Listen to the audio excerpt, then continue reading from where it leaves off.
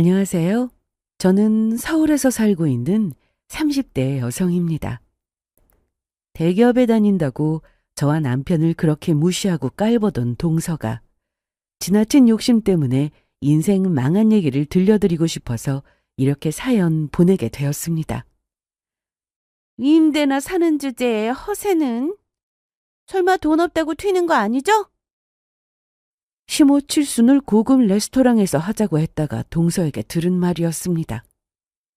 대기업에 다닌다며 항상 저와 남편을 무시했는데 여전히 임대 살면서 없이 사는 줄 알았던 동서는 시모 칠순날 달라진 저희 부부의 모습을 보고 그 자리에서 주저앉았습니다.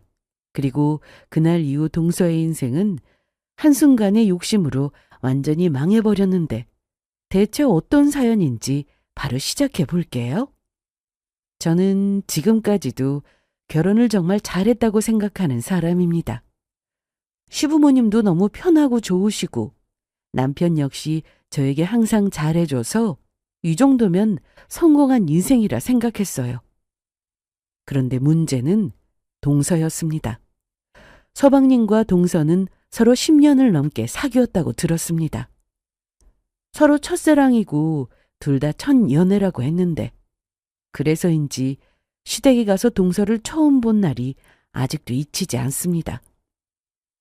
제가 남편과 결혼하기 전 시댁에 가서 첫 인사를 드린 날이었는데 그 당시 동서는 서방님과 결혼 전이었으나 둘이 오래 만나고 있었으니 며느리처럼 시댁에 거의 매일 드나들고 있는 상태였습니다. 그래서 저도 처음에는 잘 지내보고 싶은 마음이 컸습니다. 제가 먼저 다가가서 말도 걸고 앞으로 잘 지내보자고 하기도 했고요. 지은아, 이리 와봐. 결혼하면 이거 집에 놓고 쓸래? 나 한 번도 안 쓴 건데. 너무 좋죠. 그런데 저 주셔도 되는 거예요? 그럼 당연하지. 시모는 제가 남편과 결혼 준비를 할 당시 뭔가 해주고 싶은 게 많으셨습니다. 비싸고 아주 좋은 물건은 아니어도 안 쓰고 아껴둔 거라면서 시댁에 갈 때마다 하나씩 꺼내서 주셨죠. 그런데 그걸 보면서 동서도 제가 받은 것처럼 자기도 똑같이 해달라는 식이었습니다. 아직 날도 안 잡았는데 말이죠. 어차피 동서도 결혼하면 시부모님께서 알아서 다 해주실 것들인데 아직 날도 안 잡았는데 저러니 뭔가 싸한 기분이 들 때가 많았습니다. 아버님이 저한테 몰래 뭐라도 챙겨주려고 하시면 뛰어와서는 아버님 팔짱을 끼고 먼저 앞질러 가버리고 그랬는데 처음에는 저도 이해해보려고 했습니다. 어느 날 제가 갑자기 결혼한다고 나타나서 동서 입장에선 좀 그런가 보다 생각했죠. 하지만 날이 갈수록 제가 스트레스를 받을 정도였고 다행히 시어머니께서 이걸 눈치채시고 다 같이 있는 자리에서 동서한테 한 소리를 하셨습니다. 수리미는 지금 당장은 아니어도 차차 호칭을 고치는 게 어떨까? 네? 지은이가 나이도 더 위고 결혼하면 형님이 되는 건데 언행을 좀 더 신경 쓰라고. 알았지? 아, 네, 어머님. 그렇게 저는 얼마 뒤 남편과 결혼을 했습니다. 여전히 동서는 저와 둘이 있으면 버릇없고 무시하곤 했으나 그래도 어른들 앞에서는 깍듯하게 형님이라고 부르길래 저러다 점점 좋아지겠지 생각하며 참았습니다. 시댁에 가서 동서를 만나면 제가 먼저 말도 걸고 그러는데 정말 단 한 번도 동서가 먼저 저에게 말을 건 적이 없습니다. 어느 지경이냐면 고개만 까딱하고 건성으로 인사하는 게 전부였어요. 본인은 낯을 심하게 가려서 그렇다며 말도 안 되는 이유를 갖다 붙이곤 했습니다. 동서가 서방님과 결혼해서 모두 한 식구가 되었을 때의 일인데 저보다 동서는 학벌이 좋았습니다. 명문대 나오고 대기업에 다니고 있었으니까요. 그런데 괜히 제 앞에서 더 잘난 사람이 되고 싶었나 봅니다. 이날은 이상하게 평소보다 아는 척이 더 심했어요. 그동안 시동생을 도련님이라고 부르다가 결혼했으니 서방님이라고 불렀는데 동서가 어이없다는 표정을 하고 저를 쳐다보더라고요. 저는 이날 갈비찜이 너무 맛있어서 늦게 온 서방님에게 많이 드시라고 했습니다. 서방님, 이것도 드셔보세요. 어머님이 하신 건데 아주 맛있어요. 하면서 갈비찜을 서방님 앞쪽으로 살짝 밀었습니다. 그 순간 동서가 저를 빤히 쳐다봤는데 그냥 뭐지 하고 넘어갔습니다.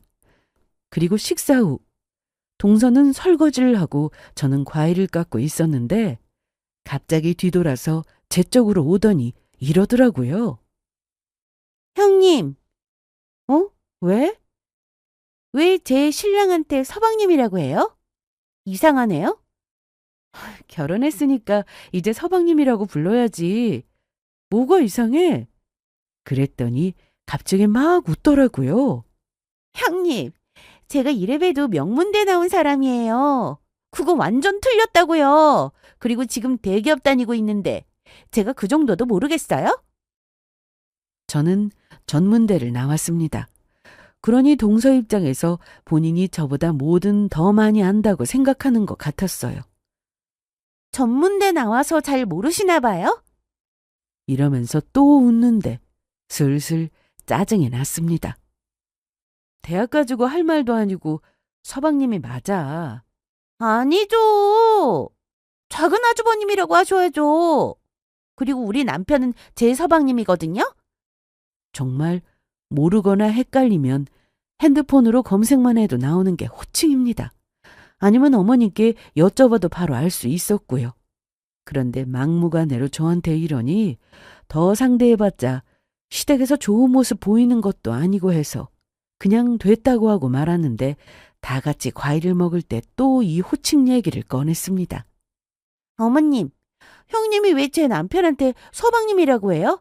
그거 아니죠. 그렇죠?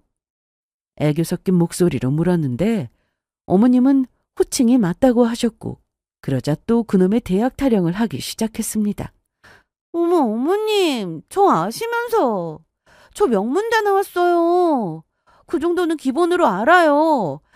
호칭이 잘못된 것 같은데? 하지만 이날 시어머님이 서방님이라는 호칭이 맞다고 구구절절 설명하시니 동서는 그 앞에서 표정이 일그러지며 대답은 내내 또 이러더라고요. 이날 집에 와서 저도 갑자기 혼동이 왔습니다. 진짜 제가 틀린 건가 하는 생각이 들었는데 오죽하면 저도 검색을 해봤겠어요. 동서가 하도 그 난리를 피우는 바람에 살짝 헷갈렸던 겁니다. 이날 이후 동서가 저를 대하는 태도는 더 차가워졌습니다. 그냥 저 혼자 느끼는 걸 수도 있지만 남편이 보기에도 제가 느끼는 그대로였습니다. 시댁은 집에서 거리가 좀 있다 보니 자주 가지는 못했지만 무슨 모임이 있다 하면 빠짐없이 참석했습니다. 그래. 주말에 올 수 있어? 그럼요. 그날 다 오신다면서요? 꼭 안 와도 되니까 그날 상황 보고 종현이랑 잘 얘기해봐. 네, 어머니 그럴게요. 그래도 최대한 가는 쪽으로 할게요. 이때는 남편과 제가 둘 다 회사를 다니고 있어서 어머님이 늘 배려를 해주셨습니다. 주말에 다녀가면 월요일에 출근하기 피곤하다는 이유로 말이죠. 그런데 저는 시댁에 가는 게 싫지 않았습니다. 엄마가 돌아가셔서 엄마 품이 늘 그리웠던 저라 그런지 저에게 늘 따뜻하게 대해주시는 어머님이 좋았고 시댁 가도 사랑받는 게 느껴졌기 때문에 제가 나서서 시댁 일에 더 적극적이었어요. 이날은 시댁 사촌 형제분들이 다 모이는 날이었는데 동서도 당연히 참석했습니다. 그런데 그날도 어김없이 동서는 저한테 고개만 까딱하고 말 한마디도 안 걸면서 다른 분들한테 들러붙어서 하하호호 하더군요. 어머님은 그걸 또 알고 계셔서 네가 이해해라는 눈짓을 저에게 보내곤 하셨는데 시댁 식구들이 다 모인 자리에서 동서를 혼낼 수도 없고 항상 저런 식이라 그냥 무시하고 말았습니다. 저도 사람인데 왜 동서한테 화나지 않겠어요? 저희 집에 올 땐 늘 빈손이고 시댁에 갈 땐 항상 선물 사오고 너무 티나게 행동하는 것도 얄미웠습니다. 동서는 대기업에 다니고 있었기에 저와 남편을 더 무시하고 깔봤는데요. 저나 남편은 평범한 직장에 다니고 있었거든요. 돈 잘 버는 동서라 그런지 시댁에 돈 쓰는 것도 남달랐는데 명절에 선물도 항상 크고 비싼 걸 가지고 왔고 집도 좋은 아파트에 살면서 집들이 때는 뷔페를 차렸습니다. 케이터링 서비스를 불러서 뷔페를 차렸더라고요. 뭐 손님들이 많으면 그럴 수도 있는데 이날 자리에 있던 사람은 시부모님과 저 그리고 남편 여기에 동서와 서방님까지 총 6명 뿐이었습니다. 돈 많으니 이런 것도 하는구나 생각했어요. 사실 동서가 저보다 잘 나가는 것에 대해서 시기하고 질투한 적 없습니다. 처음 동서를 봤을 때 참 예뻤고 애교도 많고 가까이서 보니 부티도 나고 도도해 보이는 게 포스가 장난 아니었거든요. 자주 봐야 하는 사이라서 친하게 지내고 싶었는데 동서는 아니었나 봅니다. 그간 여러 일들도 있었고 분명 학벌로는 본인이 저보다 위라고 생각했을 텐데 시댁에 가면 시모가 늘 저를 첫째 며느리라고 더 우대해 주는 게 내심 꼴보기 싫었을 수도 있을 테고요. 그래도 동서와 똑같이 하고 싶진 않았습니다. 제가 진심을 보이면 언젠가 마음을 열 거라 생각했습니다. 그러던 어느 금요일 저녁 서방님한테 전화가 왔습니다. 우리 주말에 별일 없긴 한데 갑자기 우리가 가면 방은 어쩌냐? 자리가 없을 것 같은데. 이때가 추운 겨울이었고 스키 시즌이라 서방님이 다 같이 스키장을 가자고 했습니다. 마침 차가 고장나서 수리를 맡긴 터라 남편은 못 간다고 했는데 뭐 어때? 우리 차 같이 타고 가면 되는 거지. 스키 장비도 내가 다 예약했으니까 형은 신경 쓸 거 하나도 없어. 가서 놀고 오자. 저희가 먼저 같이 가자고 한 것도 아니고 못 간다고 거절했음에도 계속 같이 가자고 하길래 저와 남편은 결국 가기로 했습니다. 알아서 다 예약도 했다고 하니 저는 새벽 일찍부터 일어나서 김밥도 준비하고 자고 올 것을 대비해서 밑반찬에 과일까지 야무지게 쌌습니다. 스키장까지 가는 차 안에서 별 문제는 없었습니다. 다들 제가 싸온 김밥을 먹으며 서로 맛있다고 하는 중이었는데 동서는 여전했습니다. 그런데 저는 김밥보다는 초밥이 더 맛있더라고요. 이렇게 말하길래 김밥은 영 별로인가 보다 싶었는데 그 많은 김밥을 다 먹었습니다. 동서의 말이 좀 거슬리긴 했으나 이때 동서가 임신 중이었기 때문에 그냥 한 귀를 듣고 흘렸습니다. 그런데 스키장에 도착 후 숙소에 들어가자마자 짐을 정리하려는데 동서는 임신 중이라 힘들어서 그런지 냅다 방에 들어가 누워서 나오지 않더라고요. 그래서 제가 동서 짐까지 다 정리했습니다. 짐 정리부터 방 정리까지 다 하고 나니 저녁을 준비해야 했는데 그때도 동서는 누워서 핸드폰만 하고 있고 나오지 않았어요. 그렇게 저녁상을 다 차리고 나니 동서가 나왔는데 이때도 임신하면 원래 잠도 많이 오고 피곤하니까 그런가 보다 하고 넘어갔습니다. 그런데 저도 좀 피곤하긴 했어요. 새벽부터 너무 부지런히 움직였는지 숙이고 뭐고 그냥 누워서 쉬고 싶었는데 동서는 저녁을 먹는 중에도 조용히 하지 않았습니다. 저는 저녁 메뉴로 된장찌개를 끓였는데 이런 곳에서는 된장찌개는 안 어울리지 않나? 그러면서 내일은 나가서 사 먹자고 하더라고요. 하지만 저는 집에서 음식 준비를 해온 게 있으니 집에 가기 전까지 부지런히 먹어야 한다고 했습니다. 그랬더니 한다는 말이 형님도 참 왜 힘들게 준비하셨어요? 이런 음식은 매일 먹는 거잖아요. 이런 곳에 오면 사 먹어야 하는 건데 자주 안 다니셔서 모르시는구나? 동서의 말이 틀린 건 아니었지만 모두를 위해 준비한 거고 동서 빼고는 다들 맛있게 먹고 있었습니다. 그럼에도 뱃속 아기가 다른 게 먹고 싶어서 저러나 보다 생각했습니다. 저라고 속이 없어서 매번 저런 동서를 이해했겠어요? 스키장까지 와서 괜히 싸우고 싶지 않았고 동서가 임신 중이니 기분을 맞춰주는 게 맞다 싶었습니다. 그렇게 저녁을 다 먹고 남편과 서방님이 설거지를 하는 동안 저는 과일을 깎았습니다. 그리고 동서를 뺀 저희 셋이 스키를 타러 나가려고 하는데 동서가 저를 붙잡더라고요. 형님, 어디 가세요? 스키 타러. 그럼 여기에 저 혼자 있어요? 그러면 너무 심심한데. 그냥 내일 스키 타고 저랑 같이 있어요. 네? 동서는 웃으면서 애교 섞인 말투로 저에게 얘기했고 서방님도 있고 해서 뿌리치고 나갈 수 없어 알겠다고 했습니다. 동서가 저한테 기분 상하게 한 건 있었으나 이왕 놀러 온 거 그래도 재미있게 놀다 가고 싶은 마음에 그러기로 했죠. 그런데 남편과 서방님이 나가고 난 뒤 동서는 TV만 보고 있었습니다. 동서, TV만 보고 있지 말고 우리 심심한데 노래방이라도 갈까? 지하에 노래방 있대. 형님이 임신을 안 해서 잘 모르나 본데 노래방은 너무 시끄러워서 임산부는 가면 안 되는 곳이에요. 이러면서 웃음기 없는 냉담한 표정으로 말하더라고요. 방음 다 되어 있고 둘이 조용한 노래 한 곡씩 불러도 되지 않나 싶어서 얘기한 거였습니다. 그리고 지하에는 노래방 말고도 구경할 거리가 많아서 가보자고 했는데 본인 때문에 스키 타러 안 가고 있는 거 알면서 저리 말하니 얄미웠습니다. 그렇게 동서는 TV를 혼자 보고 있고 저는 그 옆에서 핸드폰 좀 하다가 깎아놓은 과일을 먹고 있었는데 동서가 갑자기 스키 타는 거 보고 싶다고 자기를 부축해서 같이 나가자고 했습니다. 막달도 아니고 혼자 충분히 걸어놓고 부축을 해달라니 당황스러웠지만 임신함은 원래 기운도 없고 한 건지 싶어서 동서를 부축해서 내려갔습니다.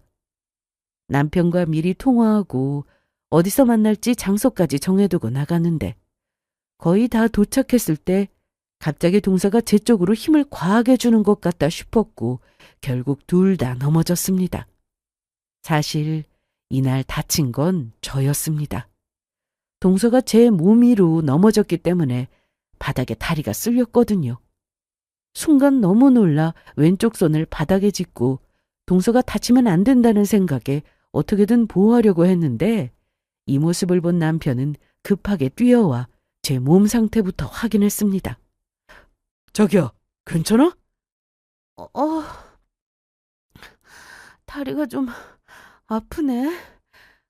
어디 봐. 아유, 다 까졌네. 손목은? 삐끗한 거, 아파. 그런데 그 옆에서 동서가 하는 말이 어이가 없었습니다. 저는 눈에 안 보이세요? 저 홀몸도 아닌데. 여보, 나한테 업혀. 그럼 배가 눌리잖아. 저는 이날 스키장 와서 종일 정리하고 밥하느라 피곤해서 몸에 힘이 없었고 동서는 유독 무거웠습니다. 그래도 동서 다치지 않게 하려고 어떻게든 막고 저 혼자 다쳤는데 서방님은 저를 흘겨보고는 아니 조심 좀 하시지. 이게 뭐예요. 우리 수림이 임신 중인 거 아시면서 참. 딱 봐도 동서는 좀 놀랄 수는 있었겠지만 저를 쿠션 삼아 넘어졌기 때문에 다친 곳은 없었습니다. 그런데 제 다리에서 피가 나는 걸 보고는 동서가 갑자기 울기 시작하더라고요. 서방님은 짜증이 난 얼굴로 저를 쳐다보고는 동서를 번쩍 들고 숙소로 먼저 갔습니다. 저와 남편도 숙소로 돌아갔고 마음 같아서는 당장 짐 싸서 집에 가고 싶었으나 차도 없고 집에 가려면 교통편이 문제라 그렇게 각자 방에서 잤습니다. 밤새 끙끙 앓은 사람은 저인데 동서는 아침에 일어나서 괜히 아픈 신용을 하는 것처럼 보였습니다. 저희는 아침을 가볍게 먹고 동서도 저도 몸이 안 좋으니 스키는 포기하고 일찍 집에 가기로 얘기했습니다. 저는 뒷정리하고 쓰레기를 버리러 잠시 나갔는데 버리고 오면서 복도 한쪽에서 동서의 목소리가 들리길래 가봤더니 시모와 통화를 하고 있더라고요. 저 정말 괜찮아요, 어머님. 들어보니 넘어진 얘기를 하고 있었습니다. 상대는 시모였고요. 설마 형님이 저 다치려고 일부러 넘어진 건 아니겠죠? 좀 놀란 거 말고는 괜찮아요. 형님이야 다친 게 없죠. 어머님, 그런데 저 서운하려고 그래요. 저 임신 중인데 저 말고 형님 걱정만 하시는 것 같고. 이때 너무 어이가 없어서 저는 동서 앞으로 갔습니다. 그러자 동서가 깜짝 놀라면서 어머님, 제가 나중에 다시 전화 드릴게요. 이러면서 급히 전화를 끊더라고요. 어머님하고 방금 무슨 통화한 거야? 내가 일부러 넘어졌다고 생각하는 거야? 이날 동서는 제 앞에서 말을 앞뒤 안 맞게 횡설수설했고 그 자리에서 저는 바로 시모에게 전화를 걸었습니다. 지은아, 안 그래도 내가 걱정이 되어서 전화해 볼 참이었어. 조심 좀 하지. 둘째가 그러는데 네가 너무 빨리 가려다가 넘어진 거라면서? 뭐가 그렇게 급했어? 그래서 자초지종을 설명했고 제가 얼마나 다쳤는지 말씀드리고 동서는 제 위로 기대듯 넘어진 거라 다친 곳도 없다고 했습니다. 그렇게 시모와 통화하는데 동서는 옆에서 입을 삐쭉 내밀고 있었죠. 통화를 마치자마자 형님이 어쨌든 부축을 잘 못해서 넘어진 건 사실이잖아요. 아니에요? 이때는 저는 정말이지 한 대 때리고 싶을 정도로 동서가 너무 얄미웠습니다. 결혼하고 아이가 생기지 않아 힘들어하는 걸 잘 알던 동서였는데 그걸 알면서도 일이나 시켜 먹으려고 스키장 데려온 것도 기가 막힌데 저런 행동을 하니 밉더라고요. 그래도 임신 중인 동서한테 제가 뭘 할 수 있겠어요? 형님답게 마음을 곱게 쓰자 생각했고 어차피 동선에 차를 타고 집에 가야 하니 혼자 화를 삭혔습니다. 그리고 집에 돌아와 동선애와 서서히 거리를 두며 살았습니다. 남편 역시 제가 왜 이러는지 너무나도 잘 알고 있었기에 제가 어떻게 하든 제 의견을 존중해 주었습니다. 몇 달 뒤 동선은 무사히 출산을 했는데 아이도 건강했습니다. 스키장에 가서 넘어진 것 때문에 내심 걱정을 했었는데 참 다행이었죠.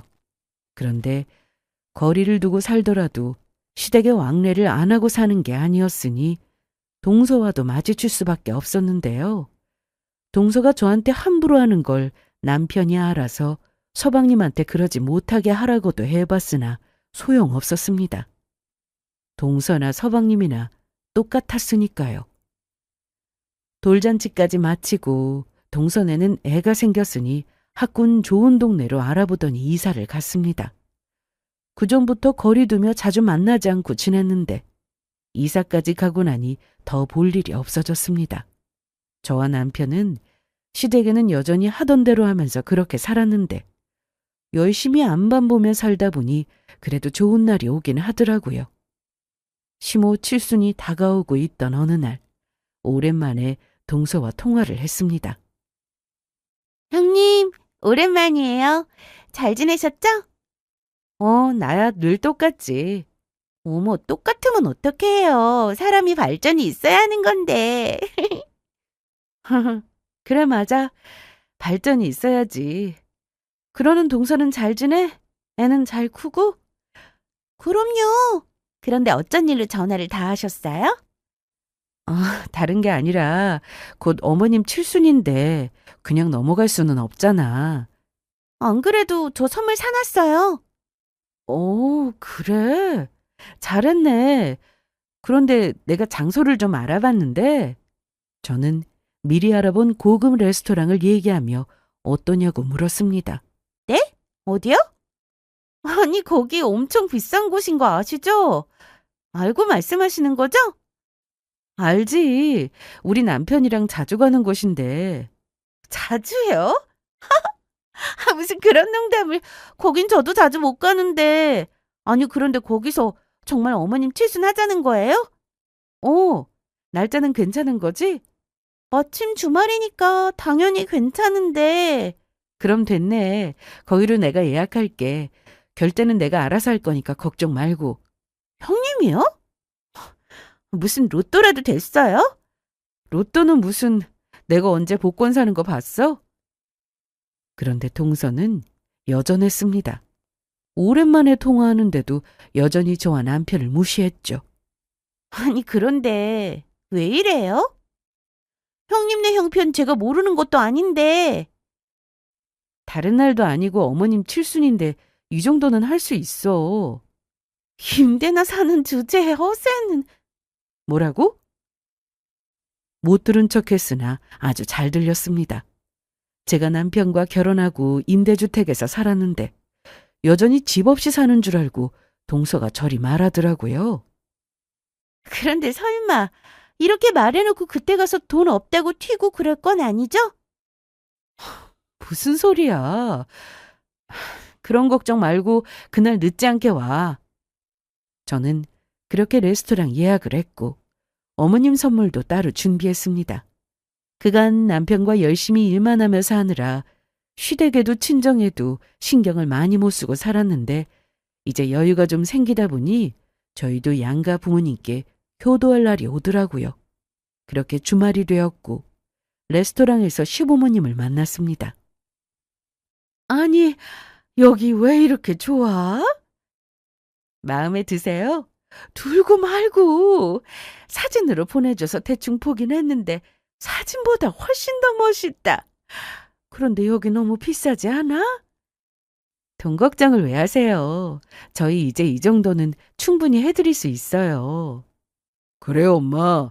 아내 준비 다 해놨으니까 얼른 들어가세요. 아버지도요. 그래, 가보자. 동서는 무슨 날만 되면 주인공처럼 늦게 오곤 했는데 이날도 마찬가지였습니다. 이날의 주인공은 어머님이었는데 동서와 서방님은 약속 시간보다 20분 정도 뒤에 도착했죠. 어머님, 저희 왔어요. 그래, 어서 와. 차가 너무 막혀가지고 좀 늦었어요. 그런데 동서는 언제까지 이런 애교가 통할 거라 생각했나 봅니다. 이런 날은 좀 일찍 서둘러 오지 그랬어. 네? 얼른 인사나 해. 이날은 저희 아빠도 오셨습니다. 평소 아버님과 자주 연락하고 지내셨기에 어머님 칠순이라고 하니 직접 와서 축하해드리고 싶다고 하셔서 참석해 주셨죠. 동서는 제 친정아빠에게 인사를 하긴 했는데 역시나 하는 둥 마는 둥 했고 그 모습에 시부한테 혼나기까지 했습니다. 예전 같으면 동서의 애교로 뭐든 좋게 넘어가서 이번에도 그럴 줄 알았나 본데 시부는 동서가 애 낳고 엄마가 됐는데도 여전히 인사도 똑바로 못하면 쓰냐면서 애는 부모를 보고 자라는 거라며 동서의 얼굴이 화끈거릴 정도로 뭐라고 하셨습니다. 동서는 이날 어떻게든 또 저를 깎아내리려고 기회를 보는 것 같았는데 이날 자존심 구기고 크게 놀라 뒤로 자빠진 사람은 바로 동서였습니다. 이날 화환이 정말 많이 도착했는데 처음에 동서는 몰랐습니다. 그게 다 어디서 온 건지 말이죠. 동서가 애 키우느라 이때는 잠시 회사를 쉬고 있었으나 그래도 알만한 기업에 다니고 있었으니 화환 리본에 적힌 회사명을 보고는 놀라더라고요. 아니, 그런데 이 회사에서 화환을 왜 보낸 거지? 혹시 아버님 아는 분들이에요? 아니, 난 모르는데. 그거 우리 지은이 앞으로 온 거야. 형님이요? 그래. 아니, 형님이 뭔데요? 너 말 그렇게 하지 말라니까 또 그러네. 그 버릇 아직도 못 고쳤어? 죄송해요. 그런데 그때 저와 남편의 손님들이 들어오기 시작했습니다. 대기업은 아니어도 탄탄한 중소기업부터 시작해서 기사에도 많이 나온 핫한 신생회사에 사장님들이 줄줄이 들어왔죠. 강 사장 축하해요. 고마워요. 여기까지 와주시고. 당연히 와야죠. 그리고 축하는 제가 아니라 저희 어머님이요. 네, 들어가서 인사드릴게요. 손님으로 온 여러 회사의 사장님들은 남편과 저에게 반갑게 인사를 했고 어머님께도 칠순을 축하한다는 인사를 했습니다. 많이 도와주시고 계신다고 들었어요. 아닙니다. 저희가 오히려 도움받고 있는걸요. 앞으로 잘 좀 부탁드려요. 이런 모습이 동서와 서방님의 눈에는 이상하게 보였을 겁니다. 사실 당연했어요. 저나 남편은 평범한 직장 생활하면서 연봉도 그저 그랬고 임대주택에서 결혼 생활을 시작했습니다. 그러다 남편이 먼저 사업을 한다고 회사를 그만두었고 저도 같이 하길 원하던 남편의 바람 때문에 저도 회사를 관두고 남편을 도왔습니다. 그런데 사업이 쉬운 게 아니었어요. 당연히 시행착오도 많이 겪고 망하기도 했습니다. 매번 사업에 실패하는 모습을 보여줬으니 동서와 서방님이 무시할 만도 했죠. 하지만 저희는 자신이 있었습니다. 남편이 준비도 너무 잘했고 저도 관련 분야를 전공했기 때문에 반드시 잘 될 거라는 믿음이 있었어요. 그렇게 실패를 거듭한 끝에 저희는 조금씩 자리를 잡아가기 시작했고 부모님은 그런 저희를 믿고 그저 묵묵히 뒤에서 지켜봐 주셨습니다. 사업이 잘 되면서 저희 회사와 거래하고 싶다며 먼저 연락 오는 회사도 많았고 수입도 많아지니 내 집 마련의 집도 이뤘습니다. 지난 5년 동안 동서와 거의 연락하지 않고 지내면서 저희는 많이 달라졌는데요. 좋은 집에 차도 새로 바꾸고 훨씬 여유로운 삶을 살게 되었습니다. 사업한다고 시댁일에 소홀해졌음에도 시모가 어떻게든 일에만 몰두하라며 다 이해해 주셨기에 이번 시모의 칠순도 조용히 넘어가기 싫어서 남편과 일부러 준비했던 거고요. 아니, 형님, 이게 어떻게 된 거예요? 사장님이라뇨? 그런데 이날 손님들이 많이 와서 동서와 대화할 시간이 없었습니다. 남편도 마찬가지였고요.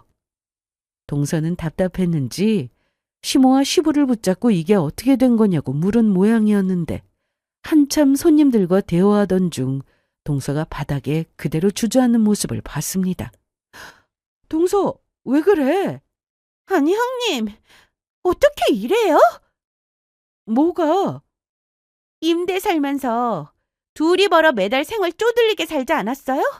그런데 언제 사장이 된 건데요? 이거 다 뻥이죠? 이거 몰래카메라 맞죠? 저 놀라게 하려고. 무슨 몰래카메라야? 그리고 어머님 칠순잔치 하는데 이게 뭐 하는 거야? 얼른 일어나. 동서는 잔치 내내 아무 말 없이 그저 멍하게 자리에 앉아 있었습니다. 서방님도 동서 옆을 지키며 식사도 하는 둥 마는 둥 했는데 시모는 저와 남편에게 이런 자리 마련해줘서 너무 고맙다며 손도 잡아주시고 안아도 주셨습니다.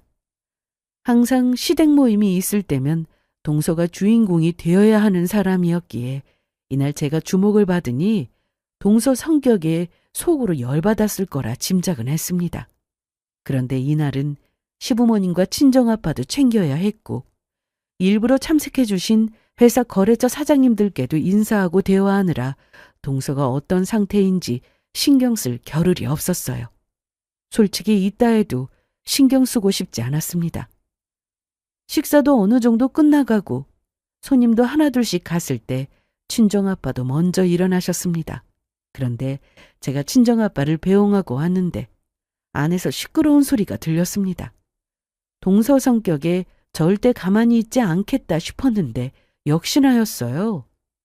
어머님, 어떻게 이래요? 저도 오랜만에 만난 건데 형님만 챙길 수 있어요? 오늘도 네가 주인공하고 싶어서 그래? 네? 너 항상 그랬잖아. 명절이든 누구 생일이든 다 같이 모이는 날은 언제나 네가 주목받고 주인공이 되어야 직성이 풀렸잖아. 아니요, 어머님. 그리고 첫째는 네 형님인데 아직도 함부로 하면 어떡하니? 제가 뭘요? 좋은 식당 예약해서 가족들 다 모여 식사하는 자리까지 마련했으면 고생했다 한마디 정도는 해야 맞는 거 아니야? 너랑 종수 둘 다 똑같아. 너희들이 구석에서 쏙닥거리는 거 내가 못 들은 줄 알아? 임대가 뭐 어때서? 거기 경쟁률 높다고 하더라. 난 우리 지은이 이뻐 죽겠다. 없는 형편에 결혼해서 내가 제대로 집대 못 해준 게 미안했는데 둘이 힘으로 어떻게든 잘 살아보겠다고 열심히 사는 게 얼마나 이쁜지 알아? 좋은 대학 나오고 좋은 회사 다니면 뭐 하는데 기본 예의도 없고. 이날 동서는 구석에서 서방님과 함께 저와 남편에 대해서 무시하는 말을 한 모양이었습니다. 여전히 임대 사는 줄 알고 빚내가며 이런 자리 마련한 건 아닌지 의심스럽다는 말에 시모가 벼르고 계셨던 것 같은데 동서가 계속 버릇없이 구니까 결국 몇 년 전 스키장 때 일도 시모가 꺼냈습니다. 너희 넷이 스키장 갔을 때 네가 넘어졌다고 나한테 그랬었지? 아니 그때 일을 왜... 그게 언제적 일인데... 그때 우리 지은이가 얼마나 많이 다쳤는지 아냐? 내가 반찬 주러 갔다가 손목에 붕대 감고 있고 다리에도 반창고 덕지덕지 붙이고 있길래 물어보니까 그날 다친 거라고 하더라. 그래도 지은이는 혹시나 너한테 또 불똥이 튈까 봐 끝까지 말을 아꼈는데 우리 종이 언니한테 다 들었어. 넌 펄끗 하나 다친 것도 없으면서 네 형님한테 사과했니? 사람이 어째 그래? 이쁘다 이쁘다 하니까 아주 나이 들어도 여전하고 애엄마가 됐으면 좀 달라지려나 했는데 어째 더 심해져? 그럼 못 쓴다? 동서는 이날 시모에게 크게 혼이 났습니다. 솔직히 저는 그간 쌓인 게 많긴 했으나 동서한테 직접 풀고 싶진 않았습니다. 전에는 동서가 너무 미워서 직접 가서 따지고 모으고 맞고 틀린 건지 정확하게 얘기하고 싶고 그랬어요. 하지만 자기 생각만 옳다고 생각하는 사람한테 말해서 뭐 하나요? 본인보다 덜 배우고 못 살고 좋은 직장도 못 다니는 사람이라고 언제나 절 무시하길래 저도 언젠가부터 동서를 멀리하고 하는 말도 귀담아 듣지 않았습니다. 그렇게 무시하기 시작하니 저도 마음이 편해지더라고요. 사실 일에 집중하느라 동서 생각이 거의 안 나기도 했고요. 하지만 동서는 달랐습니다. 여전히 자기 발밑에 제가 있을 줄 알았는데 이날 사업의 성공에 잘 나가는 모습을 보니 배가 아팠을 겁니다. 거기다 시모한테 혼도 났으니 표정만 봐도 화가 잔뜩 난 얼굴이었는데요. 결국 화를 이기지 못하고 동서는 먼저 나갔고 서방님도 뒤따라 나갔습니다. 그 모습을 보는데 시부모님이나 저나 남편이나 참 어이가 없더라고요. 그런데 이날 이후 일주일 정도 지났을까요? 동서의 소식을 전해 들었는데 시댁에 가서 한바탕 난리를 피웠다고 했습니다. 그건 바로 사업자금 때문이었어요. 저와 남편은 모은 돈을 가지고 사업을 시작했으나 매번 실패하면서 돈이 부족했습니다. 그때 구세주처럼 친정에서 도움을 받았고 또 시댁에서도 지원을 해 주셔서 그 덕분에 계속해서 사업을 할 수 있게 되었죠. 당연히 돈을 벌기 시작하면서 친정과 시댁 모두 빌렸던 돈의 2배로 갚아드렸습니다. 그런데 저희가 시댁에서 사업자금을 받았다는 사실을 동서가 알고는 바로 달려가 자기한테도 지원을 해달라고 했다더군요. 그래서 해주셨대? 아니, 엄마가 그러겠어. 멀쩡한 회사 냅두고 무슨 사업이냐고 하면서 그런 얘기 할 거면 오지 말라고 하셨나 봐. 동서는 회사를 아예 그만두고 사업을 해본다고 했답니다. 대기업이면 아무나 들어가는 곳도 아닌데 전문대 나온 제가 사업해서 본인보다 더 잘 나가는 것 같으니 욕심이 생겼나 보더라고요. 결국 동서는 일을 내고야 말았습니다. 동서의 말이라면 꿈뻑 죽는 서방님은 동서가 하자는 대로 했고 저와 남편이 둘 다 사업을 하는 것처럼 본인들도 사직서 내고 그렇게 사업에 뛰어들게 되었습니다. 어느 날 동서가 사무실로 찾아와 이 사실을 알게 되었는데요. 어머 동서, 여긴 어쩐 일로 왔어? 여기가 회사구나. 생각보다 엄청 크진 않네요. 그래? 네, 사업 잘 된다고 해서 큰 빌딩 하나쯤 가지고 있나 했는데. 에이, 빌딩은 무리지. 뭐, 커피 줄까? 녹차? 아니요, 마시고 왔어요. 좀 전에 거래처하고 미팅이 있었거든요. 외근 나왔다가 들린 거구나. 모르셨어요? 뭘? 여기 이거 봐주세요. 제 명함이에요. 명함을 보니 회사명이 달랐습니다. 동서가 어느 회사에 다니는지 알고 있었는데 이날 제가 받은 명함은 그 회사가 아니었거든요. 이직했어? 아니 그런데 대표? 네, 저 대표 됐어요. 형님은 회사 사장하라는 법 있나요? 어떻게 된 거야? 사업 얘기는 그날 이후로 접은 거 아니었어? 적긴요. 제가 안 해서 그렇지 이 좋은 머리로 회사 직원으로만 일하기엔 너무 아깝잖아요. 그래서 회사 차렸어요. 슬슬 긴장하셔야 할걸요. 긴장이라니? 사업 아무나 하는 거 아니잖아요. 그때 보니 형님네는 하는 사업마다 말아먹었는데 지금 이 회사도 얼마나 오래 갈지 그건 아무도 모르는 거 아닌가? 그런데 저는 이제 막 시작했는데 너무 잘 되고 있거든요. 아, 그래? 동서는 이날 회사로 찾아와 여기저기 둘러보다가 돌아갔습니다. 그런데 출장을 갔다가 돌아온 남편에게 들으니 동선에는 좀 위험해 보였습니다. 그게 무슨 말이야? 이 자식이 그렇게 하지 말랬는데 사업을 시작했더라. 안 그래도 동서가 다녀갔었어. 그래? 대체 무슨 생각인 건지. 왜 그러는데? 동선에는 일부러 저희와 같은 아이템으로 사업을 시작했는데 그러다 보니 거래처가 겹쳐서 들리는 얘기가 많다고 했습니다. 무엇보다 처음 거래를 시작으로 꾸준히 그 관계를 이어오고 있는 한 회사에 방문해서 저희와 거래를 끊으라는 얘기를 했답니다. 더 좋은 조건을 제시하면서 말이죠. 그런데 이렇게 말하고 다닌 회사가 한두 곳도 아니다 보니 현재 동서 회사 이미지가 상당히 안 좋다고 했어요. 거기다 저희가 거래했다가 안 좋은 사건으로 거래를 끊은 회사가 있었는데 그 회사와 계약을 했다는 얘기도 들었습니다. 그럼 자기가 말해봐. 그러다 큰일 날 텐데. 안 그래도 오는 길에 종수한테 얘기했어. 계약 파기하라고. 그랬더니 안 된대. 자기는 권한이 없다면서. 둘이 같이 사업하면서 중요한 결정은 동서 혼자 하는 모양이었습니다. 사실 사업이라는 게 많이 배워서 아는 것도 많아야 하는 거지만 꼭 좋은 대학 나와야 성공하는 건 아니었습니다. 동서만 봐도 나아갈 수 있었죠. 아무리 동서가 밉고 사이가 안 좋더라도 망할 게 눈에 보이는데 저나 남편이나 가만히 두고 볼 수는 없었어요. 그래서 직접 사무실까지 찾아가 해당 회사에 대한 얘기를 해주고 거래를 끊으라고 했더니 지금 누가 누굴 걱정하는 거예요. 그런 조언 필요 없어요. 그러지 말고 이번엔 우리 말 들어. 뭐래? 제가 왜요?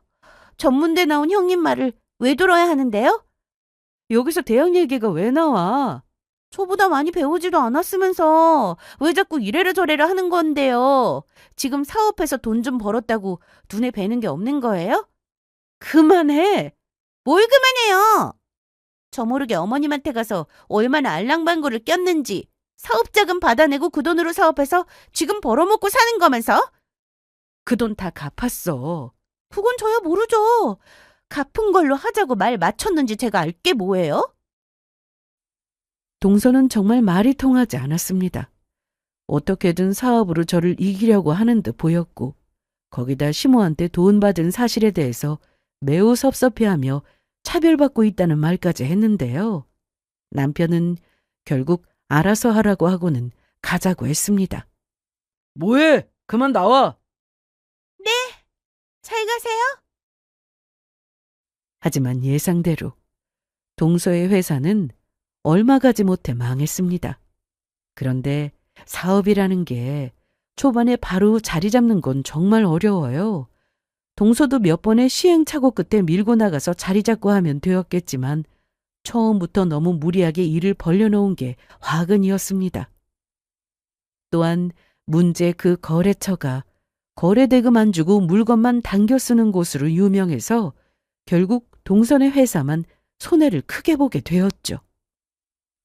대기업 다니면서 돈도 많이 모았을 거라 생각했는데 사업은 모은 돈으로 한 게 아니라 대출받아 한 거라고 했습니다. 사실 사업에 대해서 자세히 알아보고 준비를 제대로 하고 시작했더라면 분명 시댁에서도 도움을 주셨을 겁니다. 하지만 그 어떤 준비도 없이 무작정 사무실 계약하고 뒤늦게 저희가 하는 거 대충 따라하는 식으로 일을 시작했으니 아무리 부모라도 경제적으로 지원해주는 건 쉬운 일이 아니었죠. 투자한 돈을 조금이라도 건지려고 빨리 사무실 빼고 물건을 싸게 내놓고 했음에도 갚은 빚이 상당했는데요. 저희와 달리 동선에는 자식까지 키우는 입장이라 상황이 많이 곤란해 보였습니다.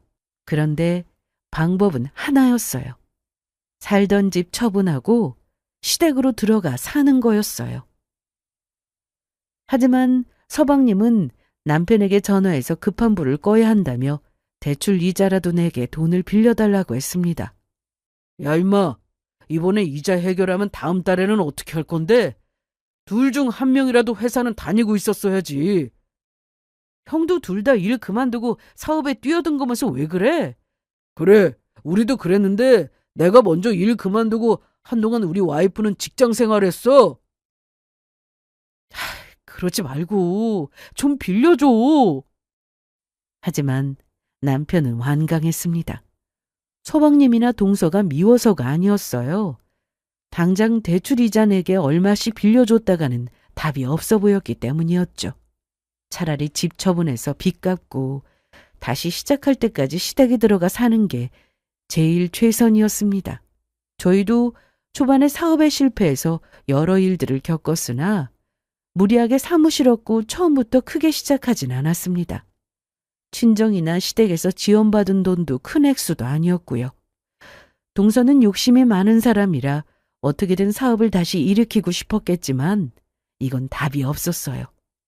결국 시댁에서도 이 사실을 아시고 당장 정리하고 들어오라고 했는데 동서는 시댁 들어가 살면 본인이 하고 싶은 대로 하고 살지 못하니 어떻게든 버텼습니다. 그런데 어쩌겠어요? 서방님이 버티질 못하니 결국 시댁행이었습니다.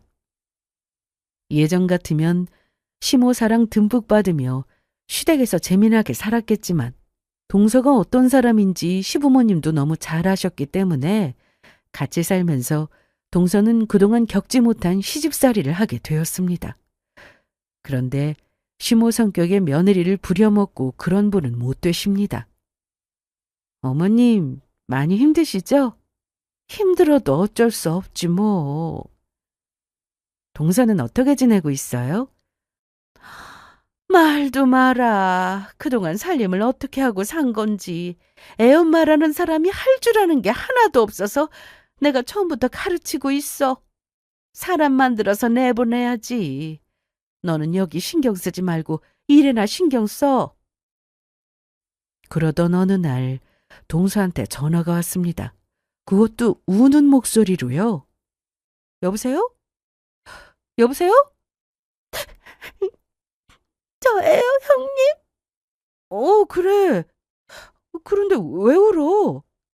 저 너무 힘들어요. 어머님이 저 너무 힘들게 해요. 설마.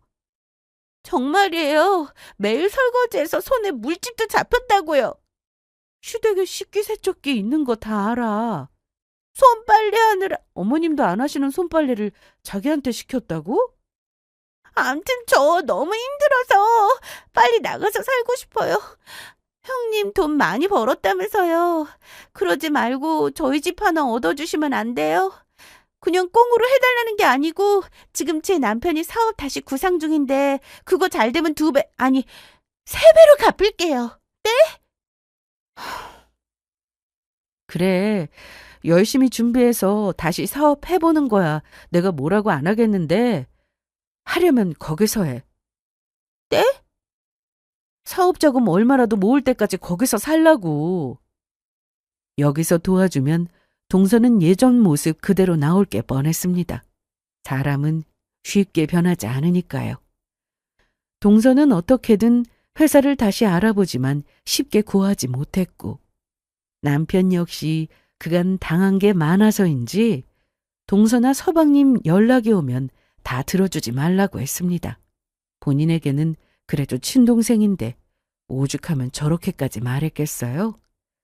시모도 그간 동서가 저에게 한 짓을 잘 알고 계셔서인지 시댁에는 오지 말라고 하셨습니다. 현재 저희는 하는 사업 잘 되고 있고 그렇다고 돈 좀 번다고 잘난 척하며 살지는 않습니다.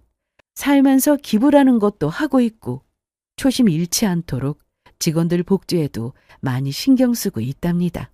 그리고 한 가지 더 바라는 게 있다면 엄마가 되고 싶다는 건데요. 자식은 하늘이 내려주는 거라는 말이 있잖아요. 지금처럼 열심히 일하고 살다 보면 저희 부부도 언젠가 엄마 아빠가 되는 날이 오겠죠? 꼭 그런 날이 오기를 바라며 제 사연은 여기서 마치겠습니다. 끝까지 들어주셔서 고맙습니다.